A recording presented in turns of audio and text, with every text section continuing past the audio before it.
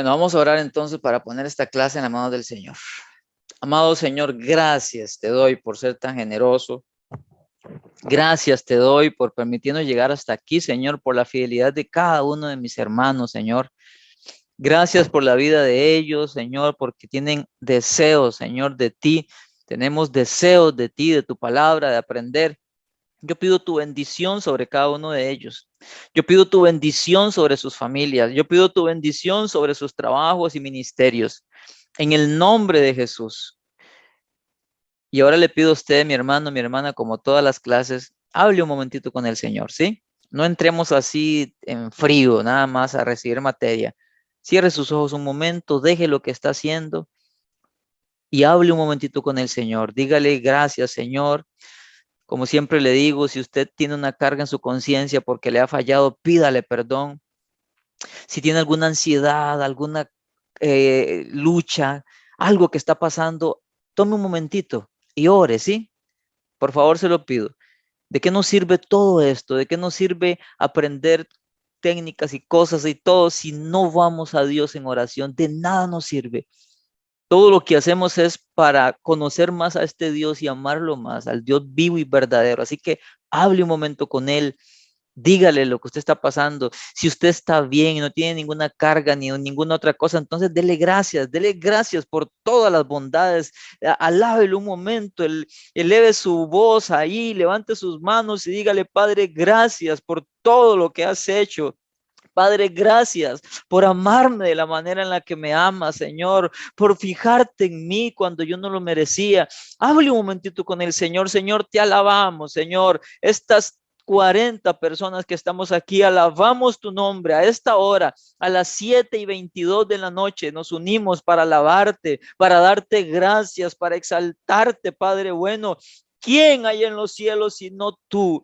¿Quién fuera de ti puede salvar? ¿Quién sino tu brazo poderoso nos sostiene? Señor, te alabamos. Tenemos una esperanza segura de que un día estaremos contigo, Señor, y esa esperanza día a día nos anima, Señor, nos fortalece, nos llena de gozo. Porque aún en pruebas y tribulaciones, como dice tu palabra, aún atravesando valles de sombra de muerte, no tememos, porque tú estás con nosotros, Señor. Eso es fidelidad. ¿Cómo no agradecerte, Señor? Porque aún en tiempos difíciles hayas estado, has enviado a alguien o tú directamente nos has ministrado y nos has dado fuerza, Señor. Te alabamos porque aderezas mesa delante de nosotros en presencia de nuestros angustiadores. Oh Señor, nos pones sobre la roca por encima de nuestros enemigos. Oh Señor, nos sacas de las aguas, Señor, para ponernos en lugar seguro. Oh Señor, nos escondes en lo reservado de tu habitación en el día del mal. Oh Señor, tu Santo Espíritu nos llena. Señor, nos recuerda tus promesas, nos fortalece, nos consuela, nos guía toda verdad. Gracias, Santo Espíritu de Dios. Bendice a este hermoso grupo, Señor. Bendice sus vidas, sus familias, todo lo que son, lo que hacen y lo que tienen. Y sobre todo, amado Espíritu Santo, haz que se despierte en cada uno de nuestros corazones un fervor por ti, un amor más profundo por ti, fidelidad, entrega, Señor, y búsqueda de tu rostro, amor por tu palabra y deseos de proclamar tu evangelio, Señor. Encomiendo esta clase en tus manos. Muchas gracias, Señor, por tu bondad en el nombre de Jesús. Amén. Amén. Amén. Bueno, así es. Gloria a Dios por esto. La clase de hoy se llama claves para interpretar la Biblia o claves generales. ¿Qué son? Son como consejos generales que nos van a ayudar, por así decirlo, tips, que nos van a ayudar a interpretar mejor la Biblia. Mientras oraba dije algo y quiero repetirlo. El objetivo de todo esto, todo lo que tiene que ver con la palabra de Dios, los cursos que usted lleve de teología, todo lo que usted haga, escuche bien. Sí, tiene un objetivo que es edificarnos, que es enseñarnos, que es hacernos crecer en conocimiento, pero escuche bien. Si todo eso no hace que usted ame más al Señor, si todo esto no hace que usted sea un cristiano más fervoroso, de nada le está sirviendo. ¿Ok? de nada le está sirviendo. Es decir, usted tiene que crecer en la gracia. Ese era un problema que tenían los corintios. Tenían todos los dones. Era una iglesia muy hermosa. Pasaban cosas extraordinarias, pero eran carnales, habían divisiones, habían celos, habían contiendas, eran tacaños. Entonces, todo esto que usted está llevando y todo lo que lleve, escuche, tiene que hacerlo crecer, tiene que hacernos crecer, tiene que hacer que conozcamos más al Dios vivo y verdadero y por ende tenemos que, por causa de ese conocimiento, amarlo más. Eso es el fin de todo esto. Ser más como Jesús, amar más a nuestro Dios, entregarnos más a Él. ¿Sí? ¿Ok? Las claves que usted está aprendiendo y que vamos a ver hoy tienen como fin que usted sea un mejor intérprete de la Biblia, pero es para aplicarlo a su vida y que crezca. Entonces, está dividido en dos partes el documento. Primero dice claves para interpretar y dice los evangelios. O sea, claves para interpretar los evangelios, claves para interpretar las epístolas, narraciones históricas, sabiduría, profecía. Y luego dice otras claves. ¿Ok? Y esas otras claves trae, me parece que son 8. 3, 4, 5, 6, 7, 8. ¿Ok? Entonces, cuando hablamos de claves para interpretar los evangelios, ¿ok? Entendemos que hay 4 evangelios, ¿ok? Entendemos que, a los primeros 3 evangelios, que es Mateo, Marcos y Lucas, se le llama evangelios sinópticos porque son muy parecidos. Tienen prácticamente lo mismo. Hay alguna cosita que otra que uno tiene, que otro no, uno se extiende más que otro, pero por lo general tienen casi que el mismo contenido. Y tenemos a Juan, que tiene cosas diferentes, registra nada más como 6 o 7 milagros, no hay ninguna liberación en Juan. Habla de que el verbo se hizo carne y que el verbo, entendiendo que es Jesús, es Dios. Nos dice cosas que los otros evangelios no nos dicen. Entonces, cuando yo estoy leyendo un pasaje en Mateo, o en Marcos, o en Lucas, o en Juan, primero tengo que entenderlo en el contexto. Ya aprendimos lo del contexto, ¿se acuerda? El contexto inmediato, el contexto de párrafo, el contexto de subdivisión. Tengo que entender lo que quiere decir ahí.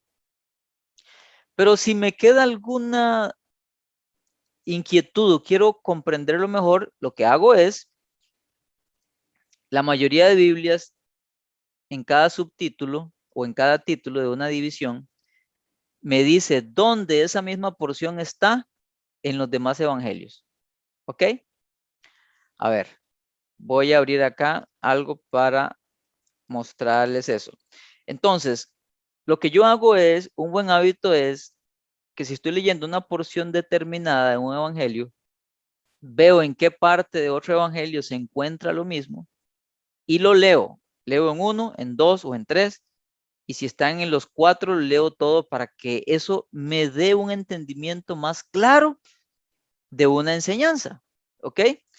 Entonces, esa es una clave cuando yo estoy interpretando los evangelios. ¿Sí? Ok, vamos a ver. Vamos a ver. Vamos a ver. Vamos a ver. Voy a poner aquí.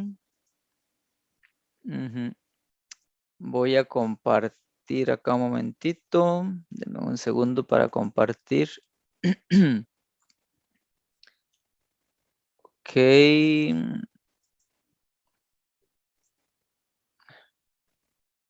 Ok, vamos a ver acá. Y luego vamos a abrir a...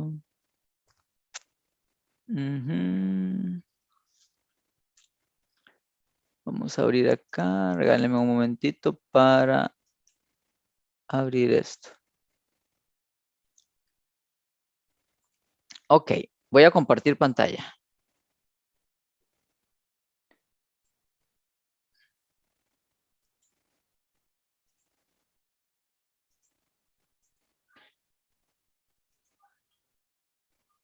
Ahí va. Aquí estoy en Marcos capítulo 5. ¿Ok? Marcos capítulo 5. Si ustedes ven el título de esta división o esta subdivisión, dice Jesús sana a un endemoniado. Si ven aquí la pestañita, estoy en la Nueva Traducción Viviente. Igual si me voy a la Reina Valera 60, luego dice Jesús sana a un endemoniado y luego me da otro subtítulo que dice el endemoniado gadareno. Ok. Sucede que ese evento también se encuentra en los otros evangelios. Para yo saber en cuáles está, hay dos formas. Ok, si usted usa una Biblia de papel, como esta, y yo me voy a Marcos capítulo 5,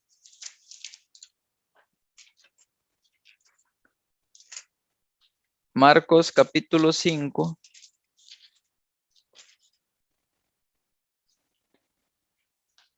quizás no lo vayan a ver, ¿verdad? Pero bueno, es para que tengan una idea.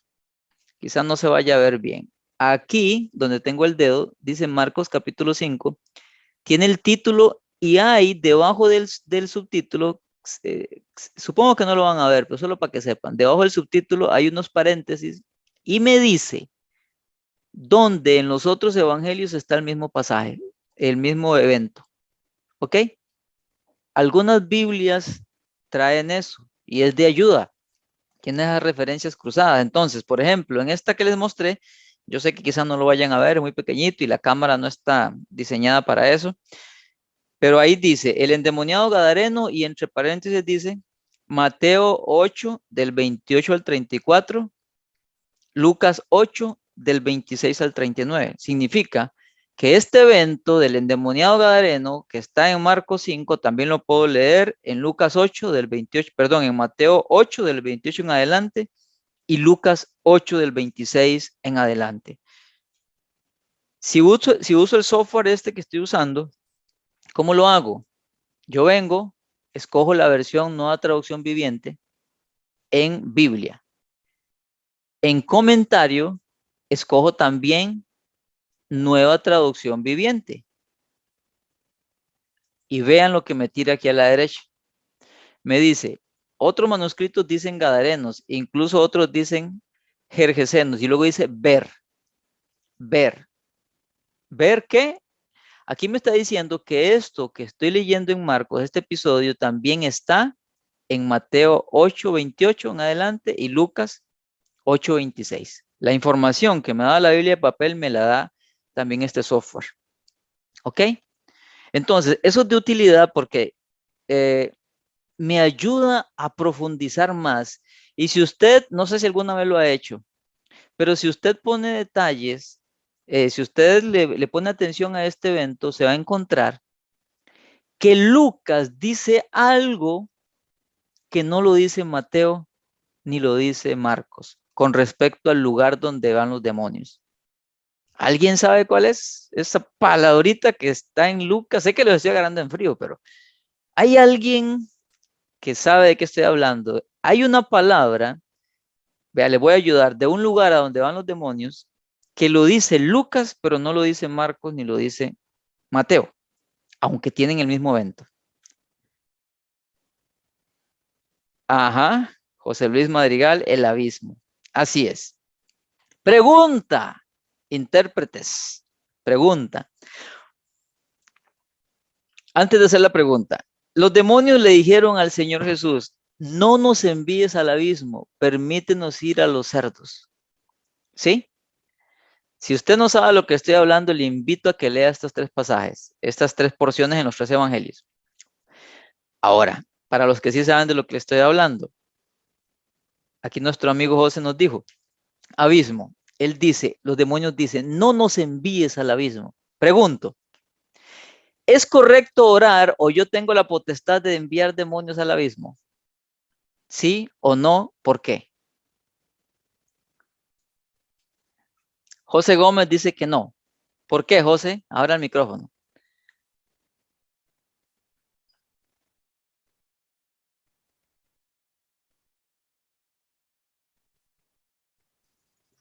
Pregúntame otra vez, ahora sí. Buenas noches. ¿Cómo? Dijo que sí, no sabe que. Ah, no, entonces no se la puedo valer.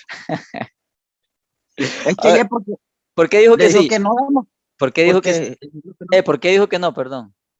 Oye, porque Jesús dijo que no. ¿Ah? Si Jesús dijo que no, porque te dijo que Jesús dijo que no, o sea, que no te lo mandara. No, Jesús no, yo no dije que Jesús dijo que no. Yo dije que ellos le dijeron a Jesús que no los mandara, los demonios le dijeron. Mi pregunta es, Ah, si nosotros porque, podemos enviarlos al abismo, a los demonios, sí o no. Usted me dijo, ¿qué me dijo usted? bueno, es que digamos que toda la autoridad está sobre Jesús, digamos, o el Ajá. hombre, digamos, yo por mí propio no puedo mandar a nada, digamos, a nadie, a alguien, solo, digamos, solo Jesús, a través de Ajá. él. Ok, bueno, esa es su opinión. Gracias. ¿Alguien más? ¿Alguien más? Estoy tocando este punto porque es algo muy recurrido entre los cristianos evangélicos, entonces yo quiero escuchar. ¿Alguien John, más? yo pienso que se puede mandar al abismo. Ok. Jesús te ato y te manda al abismo y se van. ¿Usted cree que nosotros sí podemos? Ok, Sí, yo digo que sí, en ok. nombre de Jesucristo. Gracias, José. ¿Alguien más? John, bendiciones. Ajá, Bueno, Jesucristo le dio autoridad a los discípulos para echar fuera demonios, ajá. pero fue a los discípulos. Ujú, Y bueno, yo contesté que sí, pero en ajá, realidad a quien le dio autoridad fue a los discípulos, no a ajá. nosotros. Ok. ¿Usted cree que los Y lo discípulos, hemos, usted cree que los perdón, discípulos los discípulos sí podían? sí, Ok, o sea, ellos sí podían echar fuera demonios. Se ok, supone, bueno, se supone no, nos han enseñado que nosotros también podemos hacerlo, ok. Es lo mismo, pero es lo mismo echar fuera un demonio que enviarlo al abismo. no, Ah. no, porque oye, y cuando yo lo echo fuera, él se va. ¿Para dónde se va? Él verá para dónde se va. Ok, Que si está. no está medio chueco, me decían a mí cuando estaba chiquitilla, si usted abre los ojos, se le pega a usted.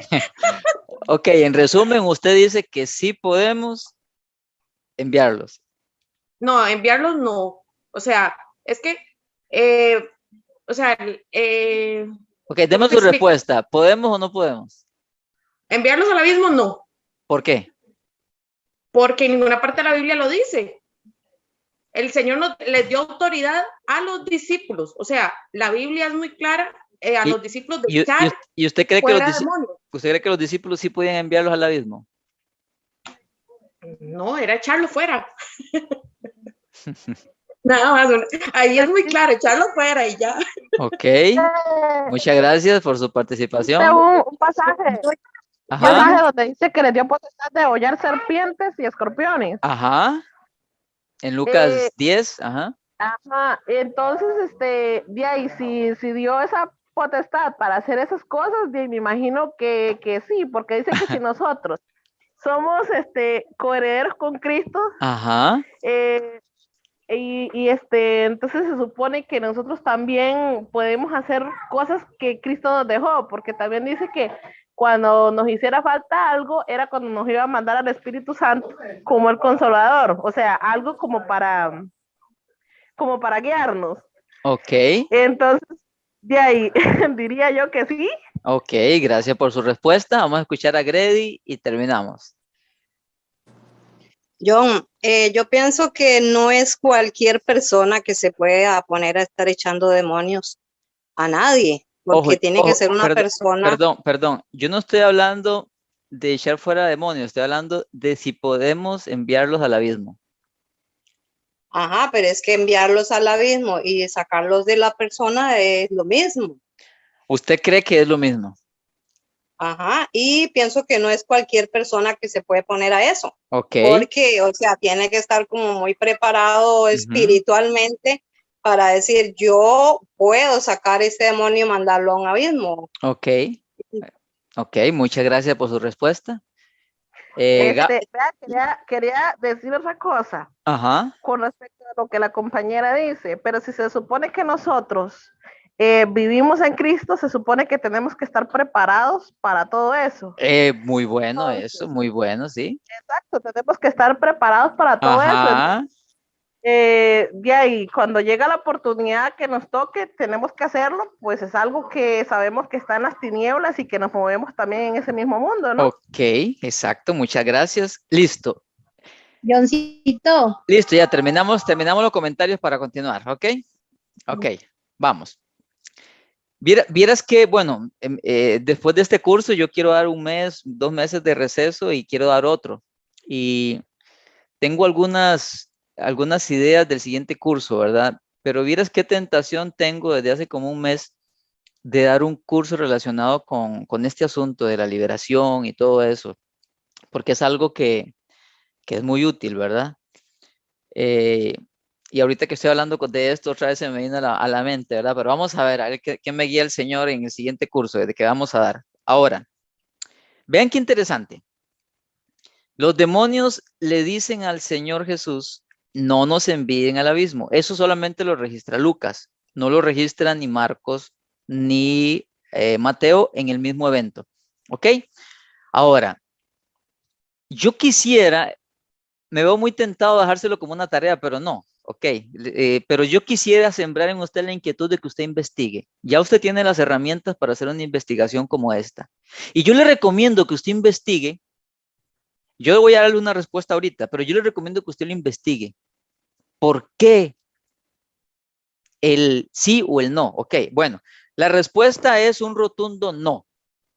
Ningún ser humano, ni ningún apóstol, ni de antes ni de ahora tiene la potestad de enviar a un demonio al abismo. Ni siquiera Jesús lo hizo. Aunque Jesús sí podía hacerlo, él no lo hizo. ¿Por qué? ¿Por qué Jesús no lo hizo? Porque sucede que Dios, cuando diseñó todo, creó todo en dispensaciones. O sea, Él hizo todo hermoso en su tiempo y todo tiene un tiempo.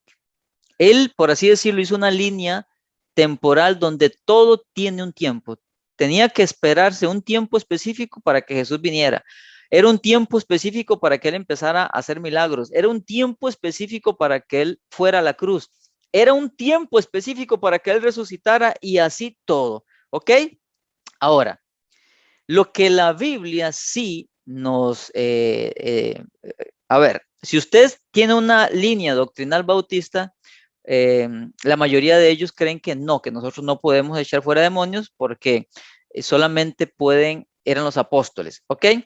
Si usted no tiene una línea doctrinal bautista, sino que es pentecostal, como yo y muchos acá, nosotros creemos de que sí se nos da la potestad de echar fuera demonios, ¿ok? Y eso lo vemos en diferentes textos, pero no lo voy a profundizar ahorita porque no viene al caso.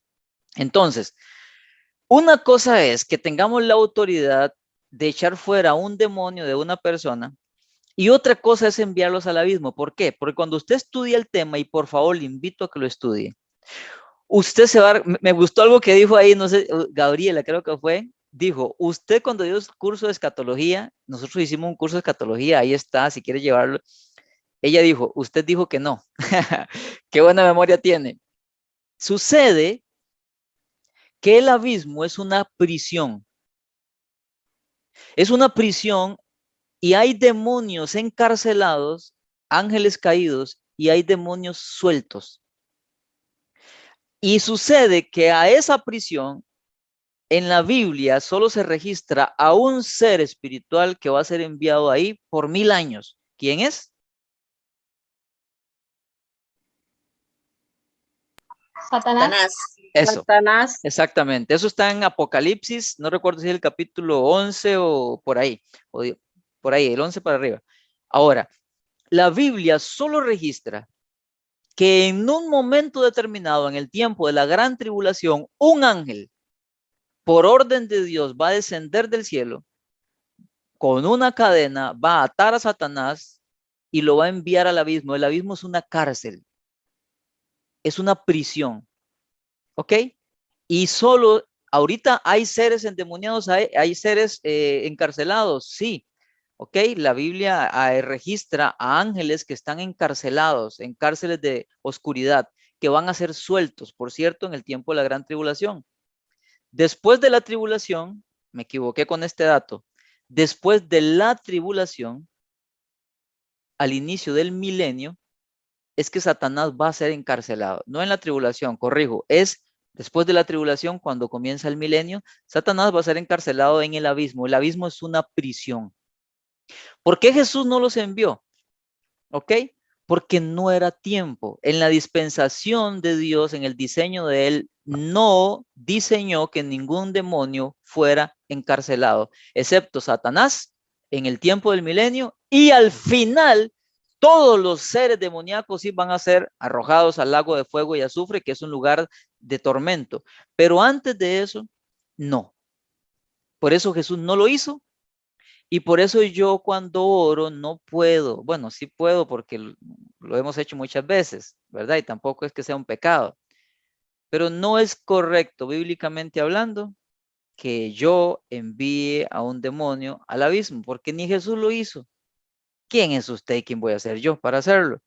Y usted me podrá citar Juan 14:12 que dice, pero ahí dice que haremos mayores cosas que la que Jesús hizo. Bueno, si usted investiga y estudia bien ese versículo, no se refiere a milagros.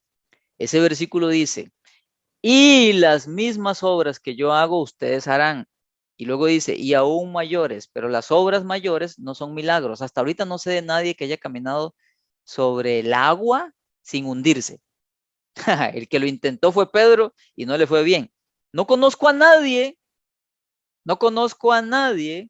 que haya hecho ese milagro. Y si ese milagro no lo han hecho, no pueden hacer milagros mayores que lo que Jesús hizo. A lo que se refiere ese texto es a la expansión del evangelio. La iglesia llegó más largo que lo que Jesús llegó cuando estaba en carne aquí en la tierra. Jesús solamente se dirigió ahí a un poblado que es registrado por la Biblia. Pero la iglesia luego llegó más largo, hizo mayores cosas que la que Jesús hizo en el sentido de la expansión del evangelio, pero la iglesia lo hizo por el poder de Cristo. Sí, a eso se refiere ese pasaje. No se refiere a milagros en calidad mayores, sino en la expansión del evangelio. Tal vez cosas que no están registradas en los evangelios, por ejemplo, no se registra que Jesús haya agarrado un paño y se lo haya dado a alguien para que lo llevara a sanar, pero un apóstol sí lo hizo. En ese sentido, ¿ok? Son cosas que Jesús no hizo, pero no son más grandes en poder, porque nuestro poder procede de Jesús y no podemos tener más poder que Jesús. Él dijo, el alumno no es mayor que el maestro. ¿Ok? Entonces, volviéndome para atrás, si Jesús no envió a un demonio al abismo, créame, ni usted ni yo lo podemos hacer porque no tenemos esa potestad.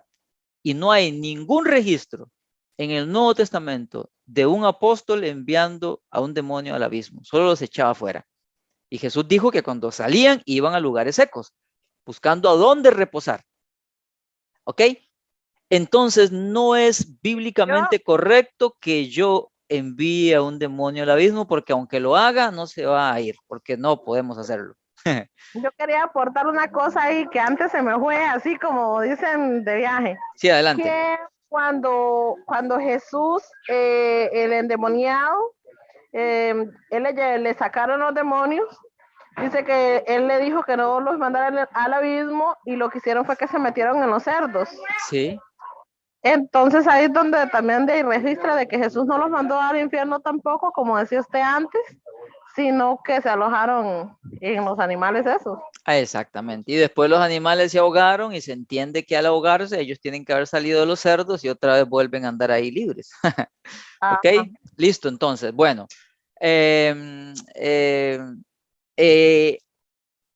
Bueno, me emocioné en este punto. Vamos a hacer los grupos ahora. ¿Qué es lo que quiero decirles con estos, hermanos? Cuando usted esté leyendo un pasaje en los evangelios, busque, ya sea en una Biblia de estudio o una Biblia que tenga notas o que tenga versiculitos ahí de referencias cruzadas. Trate de ver si está en otro evangelio. Lea esa misma porción en otro evangelio. Trate de comprender. Si se encuentra con algo como esto, que sale una palabrita, no una palabra cualquiera, como por ejemplo que uno diga, y Jesús dijo, y otra diga, dice Jesús. O sea, no me refiero a eso, me refiero a cosas importantes, como por ejemplo, el abismo. Está en Lucas, no está en Marcos, no está en Mateo. Un estudiante de la Biblia dice, ¿por qué esto está solo aquí y allá no?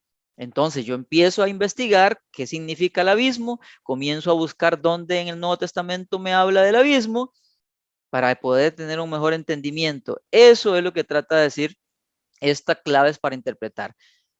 Primero trato de entenderlo en el contexto del libro que estoy leyendo y después lo comparo en los otros evangelios. ¿Ok? Hay veces que leyendo otro evangelio comprendo mejor algo, porque a veces en un evangelio está muy cortito, pero cuando leo otro, eso mismo está más extendido y me ayuda a comprenderlo.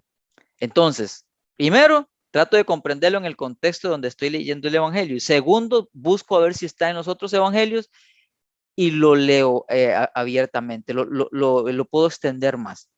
¿Ok? Hay hechos de la crucifixión de Jesús.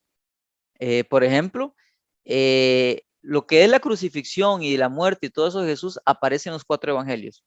Pero hay detalles que no aparecen ni en Mateo, ni en Marcos, ni en Juan, como por ejemplo, que cuando Pedro negó a Jesús, dice que Jesús lo volvió a ver en ese momento. Eso solo lo registra Lucas. ¿Ves? Entonces me ayuda a comparar otros evangelios para poder tener mejor entendimiento. Eso es lo que trato de decir, ¿ok?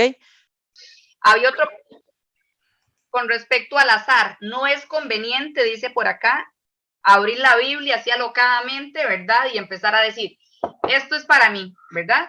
¿Por qué? Porque no sabemos a quién va dirigido ese mensaje, ¿verdad? Y puede que nosotros estemos vulnerables, puede que nosotros estemos atravesando una situación X y entonces podemos tener una mala interpretación de la palabra, ¿verdad? Entonces no es conveniente al dedo, al azar, ¿verdad? Por apurados o porque quizá estamos vulnerables, como repito, ¿verdad? Y entonces podemos tener una mala interpretación de la palabra. Eso sería nuestro análisis, así como muy rápido, pero lo que nos quedó al grupito de nosotros mientras estudiábamos en esos 15 minutos. Ok, excelente. Muchas gracias. Ahora pasamos entonces al grupo 2. Milady, por favor. Un minutito. Lo va a hacer Ricardo, Johncito. Dale, adelante. Ok, bueno, muy bien. Nosotros lo que entendimos, y fue una de las cosas más bonitas que podemos realmente entender de la palabra, es meternos en el personaje. Es poder vivir lo que realmente el personaje pudo estar viviendo en carne propia prácticamente. Leer la Biblia existencialmente va de la mano con introducirnos en la piel del personaje, como dice acá el texto, ¿verdad? Específicamente en qué, en las emociones que pudo soltar ese personaje, en el momento, tal vez también, en el momento en el cual estaba pasando también ese tiempo y por qué actuó como actuó. Uno de los puntos más importantes en este tema es que, por ejemplo, en el caso de Aarón, como el ejemplo está, es que actuó y no se dice nada, que solamente dijo que cayó, pero la emoción que pudo haber estado sintiendo en ese momento fue una emoción que yo digo, o sea, fue muy, muy dura, muy difícil, ¿verdad? En ese tiempo. Entonces, entender este punto, entender las emociones entre líneas, nos ayuda a que podamos comprender realmente tanto el contexto en la cual es el contexto, es el primer contexto, ¿verdad? En este caso, ¿verdad? Y también en este caso nos ayuda a comprender también el contexto histórico, también la cual estuvo pasando en ese tiempo el personaje, ¿verdad? En este caso. Otro aspecto muy importante es poder llegar a lo más profundo y decir, ok, o sea, ¿qué hubiera hecho yo en ese momento? Excelente. Entonces me ayuda a comprender totalmente eso y me ayuda a entender realmente, ok, ¿cómo actuaría yo? Exacto. Y eso me hace, hace reflexionar a mí, y me hace reflexionar, o a nosotros nos hace reflexionar para realmente actuar conforme a lo que la palabra. Entonces ahí también se extrae principios de ese tema. Este punto muy importante, gracias Ricardo y grupo, es muy importante porque no sé si a usted le ha pasado, a mí por mucho tiempo me pasó que uno lee la Biblia como muy mecánica, ¿verdad? Simplemente ya, como si fuera, no sé, un periódico, pero qué importante es ponerse uno en los zapatos de esa persona, ¿verdad? Aunque estamos haciendo esta dinámica, yo le pido a usted, por favor, igual va a tener que hacerlo para hacer la prueba, lea los otros puntos, ¿verdad? Lea los otros que no le correspondió a usted para que también se empape. Listo, gracias. Solamente el último punto, perdón, Ajá. nada más para decir que es una de las mejores maneras para poder extraer principios y poder realmente decir, ok, yo siento como que estoy mal en esta área, tal vez estoy bien en esta área y poder sacar cosas buenas. También ese punto, ¿verdad? Excelente. Gracias. Grupo 3, Kimberly. Un minutito. Creo que estás muteada. Sí, ya. El punto 3 dice, cada pasaje tiene solamente un significado. Dice que esto aplica a cualquier carta, discurso o libro en la Biblia y se nos da un flujo de pensamiento como constante y nos manda que todos debemos estar en un mismo sentir, estar sin divisiones y estar de acuerdo. Nos dice que hay excepciones a esto de un solo significado, como por ejemplo cuando nos habla de profecías, porque a veces tienen un cumplimiento inmediato en el momento o también remoto, pero para que se cumpla la segunda se tiene que cumplir la primera. Lo muy importante es que no se contradicen, aunque sean en diferentes ambientes, como lo es el ejemplo de Salmos 16:10, que dice, pues tú no dejarás mi alma entre los muertos, ni permitirás que tus santos se pudran en la tumba. Ahí hablaba David en un salmo. Y nos manda Hechos, que es en el Nuevo Testamento, y dice exactamente el mismo pasaje, pero se refiere a la resurrección de Cristo. Entonces, van a haber algunos momentos donde van a haber esas excepciones, pero tengamos siempre en cuenta que nunca se van a contradecir. Exacto, ok, excelente. Entonces, tenemos que tener eso claro, ¿verdad? Que un pasaje no tiene 30 significados. Podemos sacar principios, pero el significado ahí en ese contexto es uno, excepto cuando es algo profético que apuntaba a Jesús, como lo está diciendo ella, ¿verdad? Entonces, para que lo tengamos en cuenta, muchísimas gracias. Gracias. Ahora vamos con el grupo 4, Marianela. Sí, el punto 4 es, bueno, dice que el significado más sencillo y obvio de cualquier pasaje es generalmente el correcto. Entonces, nosotros interpretamos que el mensaje hay que interpretarlo de la forma más simple, digamos, hay que darle un significado más simple. Aquí dice también que debemos de buscar y aceptar la interpretación más natural para cada texto. Y nos habla de que hay gente, digamos, por ejemplo, que a agua le quieren dar otro significado. Entonces decía que si Dios nos habla de una manera muy natural, así, entonces nosotros usar ese lenguaje también en la palabra de Dios, porque como usted decía una vez, hermano Jonathan, que hay gente que dice, ay, pero ¿qué querrá decirme el Señor en este pasaje? Y buscan y buscan y buscan con tal de encontrarle, digamos, a otro significado y lo sacan de contexto. Entonces, Exactamente, exacto. aquí hablaba... Adelante, sí, adelante, adelante. No, que aquí hablaba, digamos, de que, por ejemplo, eso, del tema del agua. Hay gente que dice que agua no significa lo que significa, sino que le dan otro que es como palabra, ¿verdad? Entonces, hay que tener cuidado con eso para no tampoco sacarlo de contexto, como usted nos explicaba un día también. Y también para no caer en alegorizar, ¿verdad? Que también que es peligroso. Excelente. Muchísimas gracias, Nela, muchísimas gracias. Bueno. Vamos al grupo 5. Buenas noches. Buenas noches, adelante. A nosotros nos tocó el punto de acepte siempre la explicación que el propio autor da de algún pasaje determinado, ¿verdad? Nosotros lo que resumimos, analizamos es que nosotros tenemos que considerar cuál era el propósito y la intención del autor a la hora de escribirnos este mensaje, ¿verdad? Para que la interpretación sea la correcta. Nosotros tenemos que entender en el caso como en el que dan acá, que es una definición, ¿verdad? Que usan el ejemplo de perfección, que nosotros tenemos que entender cuál es la definición o qué es lo que él quiere transmitir en base al contexto de lo que está escribiendo para que volvamos al punto de hacer la interpretación correctamente. Y que lo que el autor quiere transmitir sea lo que nosotros podamos interpretar para no desviarnos, como se ha estado hablando en los otros grupos, sobre todo, digamos, en el punto 3, que me llamó la atención también, que dice que es un solo significado. Entonces, que nosotros podamos ver que lo que nosotros estamos interpretando está de la mano con lo que el autor realmente quería transmitirnos. Exactamente. Por ejemplo, ahí viene el ejemplo de la palabra perfecto, ¿verdad? De Hebreos 6. Ajá. Y ahí nos dice, el mismo autor nos está diciendo ahí, ¿cómo sabemos que la palabra perfecto se refiere a alguien maduro, a alguien que ya ha crecido? Dice, leyendo los versículos anteriores, lo que dice el final del capítulo 5. Y cuando ustedes van, no sé si hicieron el ejercicio, si no lo pueden hacer después, a todos, ¿verdad? Cuando se van al capítulo 5, a los últimos versículos, ahí se da cuenta del tema que introduce sobre perfecto que está en Hebreos 6.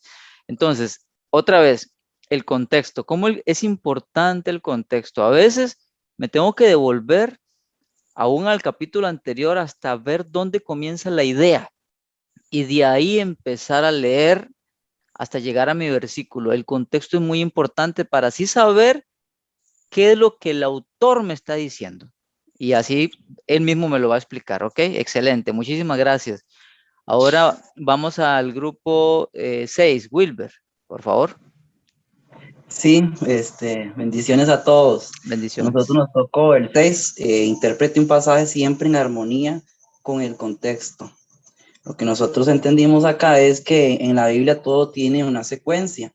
Siempre hay que tener en cuenta la idea del escritor, desde un párrafo, capítulo, sección o todo el libro, como hemos estudiado, contexto de párrafo, contexto de su edición, contexto del libro. No se puede estudiar un versículo aislado si no tiene concordancia entre sí. Ahí nos decía un ejemplo que un gracioso de un sujeto dice que sacó 3 pasajes al azar, que dice, y Judas fue y se ahorcó en Mateo 27:5, dice, ve y hazlo tú mismo en Lucas 10:37, y lo que vas a hacer, hazlo pronto, Juan 13:27. Entonces, lo que vemos que sacar versículos del contexto se puede hacer una falsa doctrina o cometer error en la forma de comportamiento de la persona. Exacto. Es importante, exacto, es importante hacer referencias cruzadas también de cada versículo y determinar el tema general, el contexto, donde empieza, donde termina y la relación general del pensamiento y propósito del autor. Exacto, exacto. Vea la palabra, una palabra clave ahí.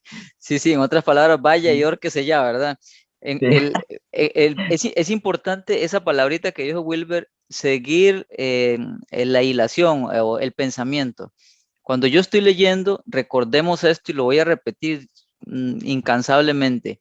Cuando yo estoy leyendo un versículo, ese versículo no está aislado, al menos que esté leyendo Proverbios.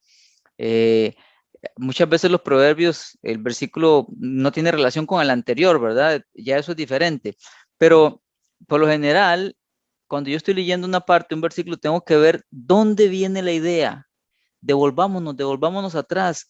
¿A dónde comienza la idea? Uno lo va a notar cuando está hablando de un tema y luego habla de otro. Cuando ya yo veo que cambia de tema, ahí me detengo y entonces comienzo a leer hacia adelante. Recordemos que la Biblia inicialmente no estaba dividida en capítulos ni versículos, era cada libro un solo libro.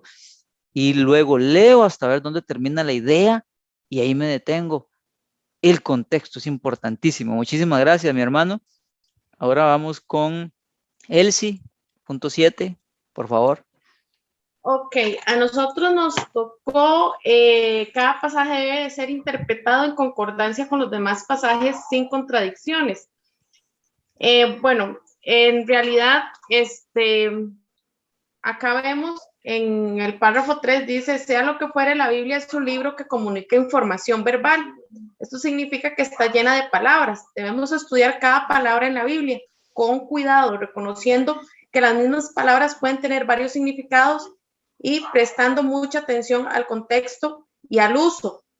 Y el contexto y el uso es lo que debemos de tener cuidado, porque, por ejemplo, la palabra salvación, que se utiliza muchas veces en las Sagradas Escrituras, como dice acá, tiene diferentes interpretaciones. Por ejemplo, se refiere a sanación, solución, sanidad y justificación, ¿verdad? Dependiendo a quién se le esté escribiendo o a quién vaya dirigida la carta, si fuera en una carta, o el contexto, según el contexto bíblico, histórico también, y del libro, perdón. Dice, por ejemplo, usted nos puso acá Romanos 3:28, la palabra justificar, ¿verdad? Casi se ve así en circuito. Sí, ese es un pasaje que es busca pleito, como le llaman, tiende a confundir esos dos pasajes. Varón, es que en realidad a nosotros nos enseñan que, que somos justificados por la fe, Exacto. que no necesitamos obras. Y luego llegas ¿verdad? a Santiago y te encuentras con ese Ajá. otro versículo. Ajá, pero ya viendo a quién iba escrito el libro de Santiago y a quién iba escrito el libro de Romanos, ya uno sabe o sea, con qué gente se está tratando.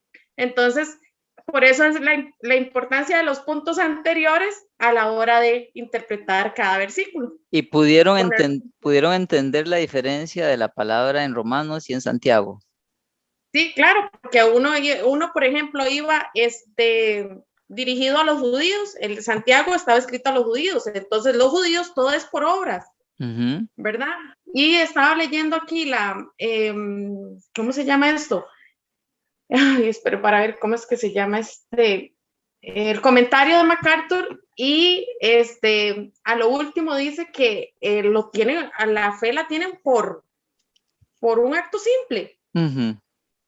Entonces, y ¿cómo es que se llama? En Romanos es a los gentiles, es a una comunidad gentil, que Pablo escribe su carta, ¿verdad? Entonces, es como que con más amor, con más canestenia, para que no les cueste tanto, no le pida tanto requisito, porque ya están aprendiendo, y la verdad es que es no saturar a la gente, sino que, o sea, usted cree en Dios, y ya por su fe en Dios, usted empieza a hacer buenas obras. Era lo que yo le decía a los chiquillos. Su fe hace que usted haga cambios en su vida, que su amor hacia Dios hace que usted sea diferente, que no sea igual que los demás. Exactamente. Que empiece a transmitir el amor de Dios, y lo que decía, creo que fue en el punto 2 o 3, que decía a ver las cosas como Dios las veía. Exactamente. Bueno, muchísimas gracias, excelente, gracias. Para los demás que no han leído este punto, lo que nos está diciendo el pasaje, o más bien el punto acá, es que a veces yo puedo encontrar en la Biblia a una aparente contradicción, ¿ok? Puedo encontrarme leyendo un pasaje de algo y más adelante otro pasaje que parece que se contradice. Y aquí viene el ejemplo de la justificación. Justificación es salvación, es ser salvo, ¿ok? La Biblia enseña que somos salvos solo por fe, no por obras. Y cuando vemos Efesios y Romanos nos dice que somos salvos por fe.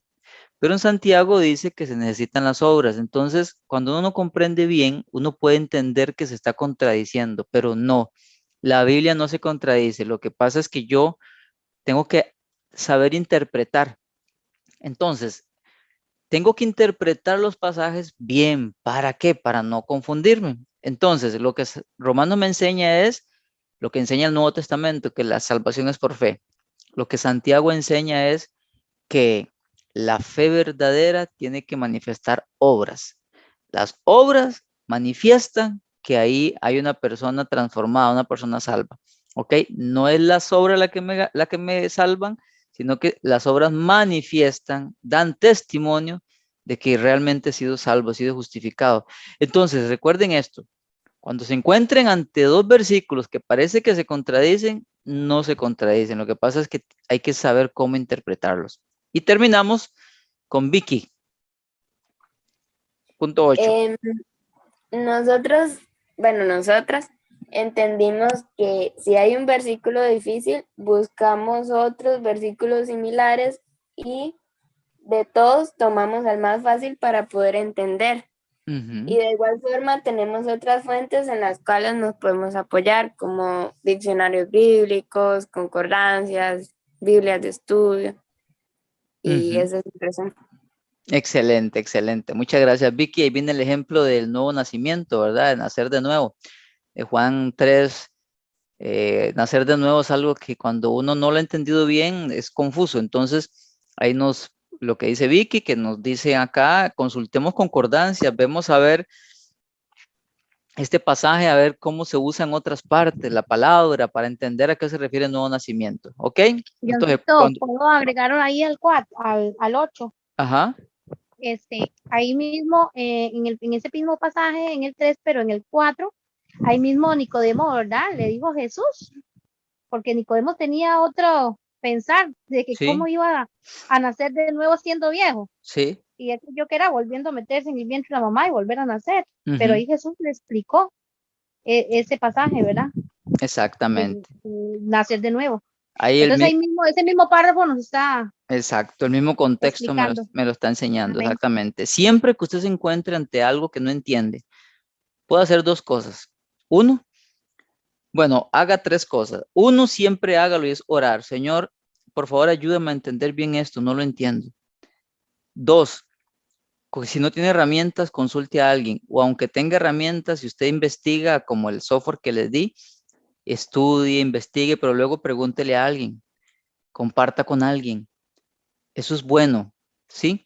Yo recuerdo así rápidamente, ya para terminar, hace muchos años, yo no entendí un pasaje y aquel pasaje que decía de tirarle la perla a los cerdos, ¿verdad?